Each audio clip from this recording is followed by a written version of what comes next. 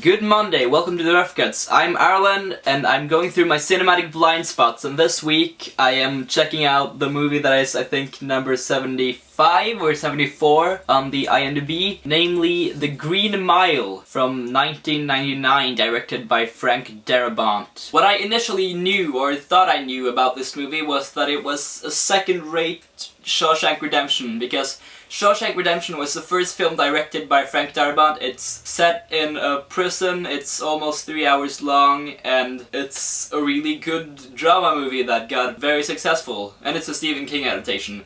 And The Green Mile is all of these things. What I wasn't aware of before I saw this movie was that it has a very prominent magical realism element. I'll try not to spoil it for those of you who haven't seen the movie, but the character played by Michael Clark Duncan has some abnormal powers that he uses for good. Those genre elements are really interesting contrast to the prison drama setting of this film.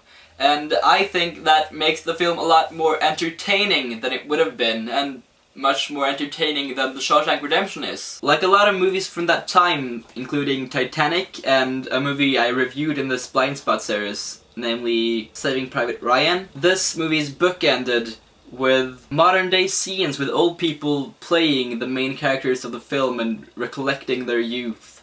And unlike those other two examples I gave you, I think it's a really interesting element in this particular movie because it lends kind of a fairy tale theme to this otherwise kind of straight story. There are no real weak performances in this movie, and I think Tom Hanks does a brilliant job as the leading man, and there's also a relatively small part here for Sam Rockwell. James Cromwell is in this movie, Patricia Clarkson.